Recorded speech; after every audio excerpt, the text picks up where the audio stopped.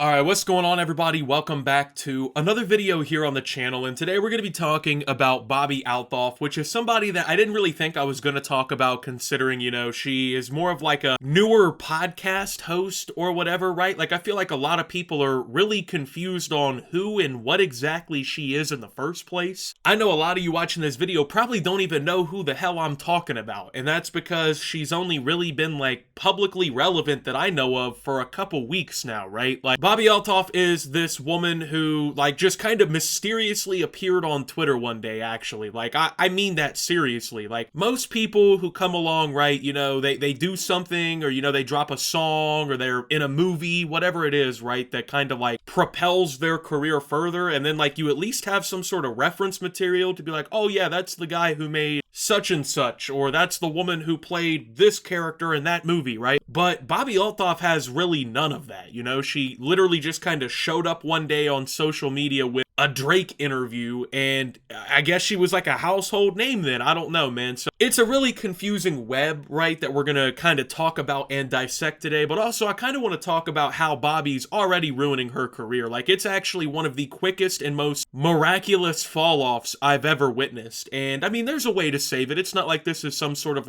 guaranteed fallout or whatever, right? But I have never seen somebody go from 3 weeks ago interviewing Drake and trending on Twitter, being all over social media, to just completely unraveling like this. Her entire prospective career is just completely falling the fuck apart in front of everybody, and it's kind of insane to witness because we're probably never gonna know the full story behind why everything is happening the way that it is. But to give you guys a little context of what Bobbi Althoff does, right? So she started blowing up over the last month, interviewing primarily rappers, right? Like I said, her first big interview she did was with Drake, which I'll get into that in a minute in and of itself, right? But then she went on to interview, I think, Lil Yachty and a few other people, or at least tried to. She was in a TikTok video with Offset and a few, I don't know, man. She just kind of showed up, started interacting with rappers, and then now everything is just hitting the fan. So here's a short little clip from her now deleted interview with Drake. Am I your type? I'd do it. Thank you. I'd do it. There's you Not got, an it. I know. I just felt You do it. I asked, am I your type? And you said I do it. It's not funny. Alright, so as you can kind of see from the interview here, her whole style is being kind of like the, I don't know, shy, quiet, awkward, quirky girl or whatever, right? She's not as outspoken or as vocal as most people hosting a podcast would be. Now, this is supposed to be her character here, right? Her whole shtick. Just, yeah, I'm a really awkward girl, I don't say a whole lot, but I interview people that you would expect me to not do that with. Who would want to be quiet and shy and cut off from Drake, right? Well, there's been a pretty divisive reaction to her podcast online, right? There's a lot of people who supported it, thought it was pretty cool or whatever, and then a lot of people, primarily on Twitter, have been kind of exposing the behind the scenes of Bobbi Althoff and whatnot, and they're not really as entertained by her character as others might be. So there's some allegations, I can't really personally confirm them, but they would totally make sense, that are going around on Twitter, that Bobbi Althoff is funded by a millionaire husband. She, without any previous qualifications, signed to the same management as Drake did, and that's probably how they got the interview connected and how she got her inlines with a lot of other rappers. So basically, by these definitions, Bobbi Althoff would be considered something called an industry plant, right? Now, for those of you that don't really know what an industry plant is, never heard the term, it's essentially somebody who gets broad support from an industry in the background, right, where people can't see, and then their public persona is presented as oh, I'm just some new artist or whatever that blew up, right? So imagine a rapper who one day is getting 700 streams, right, and then he meets the head of some record company, and then next month after his contract signs, suddenly he's all over TikTok and YouTube and everywhere, and he's getting 10 million listeners. You would consider somebody like that an industry plant. And that's basically the allegation hitting Bobbi Althoff, is that, she didn't really work her way up from the the ground or the bottom or whatever. She got a lot of help, a lot lot of significant assistance in getting this all together. Now, obviously, I wouldn't be surprised. I just simply couldn't be. In fact, I really expect that to be the case, because Bobbi doesn't seem to have any sort of, like, I guess, knack or, like, built-up experience with the social media world, and we're gonna kind of see that through what I like to call the collapse, okay? So, the first few cracks in the Bobbi Althoff armor really started showing up over the last few days, right? Now, the first one was when her interview with Drake was mysteriously removed from YouTube. Mentions of it were scrubbed from social media. Bobbi Althoff and Drake unfollowed each other on social media. And, you know, people were obviously confused, like, well, what the fuck happened to this episode, right? It'd only been out for, like, realistically, what, 2 weeks, maybe? Something like that. It really didn't even have time to, like, hatch, you know what I mean? The video was up very shortly, so that's obviously a pretty weird thing to happen, right? Like, you just got a massive interview with Drake, and then, like, 4 days later, you're taking it off your YouTube, right? Like, anyone trying to build a successful show would never delete an interview with Drake. He's one of the biggest artists of all time. They'd be getting, like, The Weeknd, you know what I mean, on your show, and then just, like, 4 days later deleting the episode. Or, like, Michael Jackson, you know what I mean? Like, no one would do that in their right mind. So, people started immediately suspecting something was weird about this, right? And once again, you know, I can't really blame them. That's an odd thing to do. Nobody who worked really hard to get an interview like that's just gonna take it down. So, people started suspecting that Bobbi Althoff and Drake may have slept together, right? And obviously, that's a pretty big deal because, well, this woman is married, okay? So, if she was out here getting down with Drake like that, that means she was being unfaithful to that man back home, who the rest of Twitter is accusing for basically funding her whole podcast in the first place. So, you know, these rumors start going around, and Bobbi decides to directly address them on social media. I did not want to do this podcast in the first place, and now so much negativity is coming from it. I'm gonna leave it alone after this, but this is the uncensored DM between Dave and I. This is Dave Portnoy, the guy who just bought back Barstool Sports for like $1 after making countless millions of dollars selling it in the first place.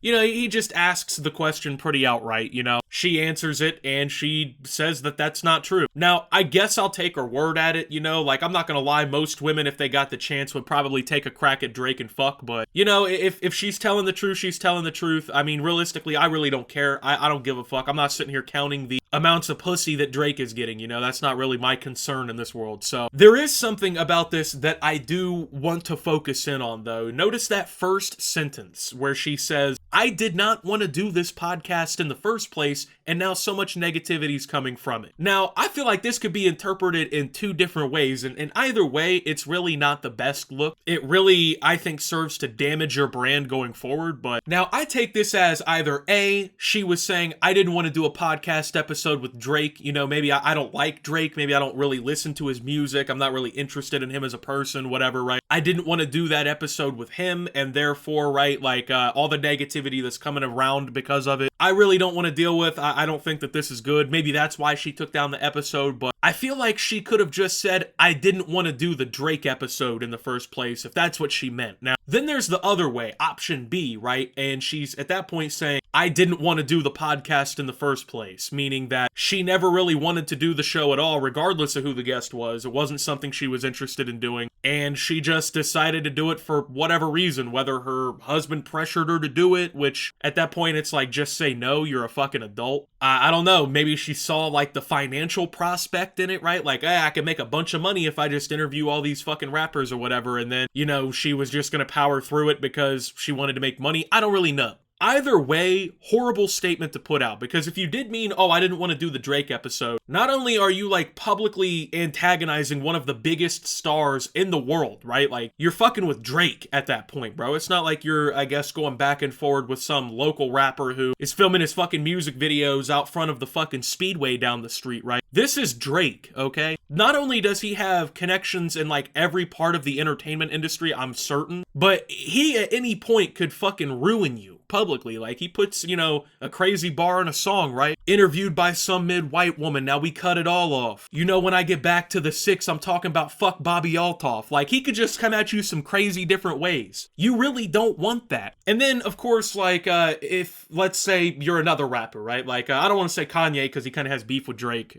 for the last decade and a half. But say you're like, I don't know, fuck it, Travis Scott, right? He just dropped Utopia. It was #1 on the charts and everything. Huge debut. People are still fucking listening to it. I still listen to like half the album every day. Imagine like you're trying to get him on the podcast and you're Bobbi Althoff now. And he looks back and sees that message where you're like, hey, I didn't even fucking want to do this podcast with Drake. You really think that other superstars are going to want to take the risk of coming on your show to be interviewed by somebody who likely doesn't want to interview them in the first place, isn't interested in them or their career or any developments at all? Probably for an audience that realistically already knows who you are, or the target audience probably isn't people who are going to listen to you in the first place. Like, it just doesn't make sense. So for a lot of these big acts now, they see shit like this and it's like, nah, I don't want to touch this with a 10-foot pole. Then if you're just outright admitting like, hey, I didn't want to fucking do the show in the first place, not only are you probably creating fiction with like your husband at home who now is basically defending himself from the Drake fucked your girl allegations already, but then once again, all these people who could have been on your show are like, fuck it, this person's not even passionate about the show. Like me, for instance, right? I've been on a few podcasts, mostly other YouTubers podcasts and whatnot, but if anybody like made a statement like this, right? Like, fuck it, let's say for some reason I was going on Joe Rogan, right? That probably will never happen, but let's say for the sake of argument I was. If Joe Rogan put out a tweet 3 days before I'm set to fly out and film this fucking podcast with him, and he's like, man, I hate doing the JRE, this shit sucks, so much negativity comes from it, I'm not flying out there and doing that show. Because this is somebody who clearly isn't about doing the content, they don't like doing the show in the first place, so why am I going to go out there and waste my time and their time for something that realistically neither of us are going to give a fuck about now, right? Like, for her in this situation, she is now cutting off a pretty good portion of people she could have done the show with. And she might even be outright, like, saying she doesn't like doing the show in the first place, which if that's the case, you might as well just fucking wrap it up at this point. So, I want to show you one last clip, though, that I think really shows the big cracks kind of forming in the armor here. Remember how I said Bobbi Althoff is like one of those people who she, like, her character is to just be the shy, quiet girl who, you know, is just out of the way. You know, I'm just kind of focusing over here, doing my thing, doing my podcast with a really quiet voice and whatever, you know. Well, she ended up actually interviewing the artist/rapper Lil Yachty, apparently, right? And she then went on another podcast to basically explain how awkward Lil Yachty was and how uncomfortable that he made her in his own fucking house when she went to interview him. By boat, yeah. Slow. But I walked into his I house and it was kinda super like awkward because like those, though. he's really kind of awkward. And I've heard that going into it.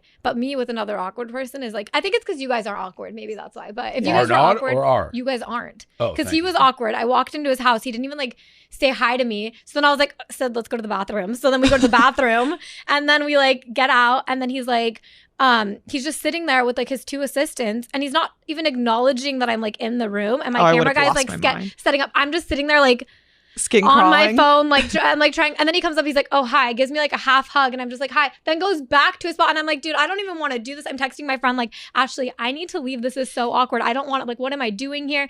And then she's like, lean into this during the interview, like call it out. So then during our interview I was able to be like, why did you do that? Like why did you make me Gave feel you like good that? material. Yeah, so it was actually really, it worked out. All right, so apparently Lil Yachty was just a little bit too awkward. You know, he, I guess, didn't address her or whatever off the jump. I don't really know. I've never met Lil Yachty, so I don't know how he behaves in private, but something about this just kind of rubs me the wrong way because on one hand, you have this woman who has made her entire persona, right, in her show and like with all these rappers to be the really quiet, shy, out of the way girl, but then the first opportunity she gets to go on another podcast and then lambast these other people for being that way, oh, that was the first thing she fucking did. She made sure to jump right over on that ship and talk about those guys like that. So now she's kind of like, it seems like with 2 pretty decent sized guests, kind of aired them out in a more disrespectful and unnecessary way, right? Now, I also just want to say, I don't think you really get to portray your character as being the shy, quiet girl, and then you get to go around trying to lambast your guests and whatnot for being those kinds of people IRL, right? Like, that just doesn't make any type of fucking sense whatsoever. Hey, it's cool when she does it, right? When she behaves that way, hey, that's good content, man. That's good podcast hosting right there. But then if somebody's too awkward and nervous in real life, then it makes her so uncomfortable she couldn't even tolerate it, right? She didn't even want to do it. I don't know, like, something about that just doesn't sit right with me. Like, you're being given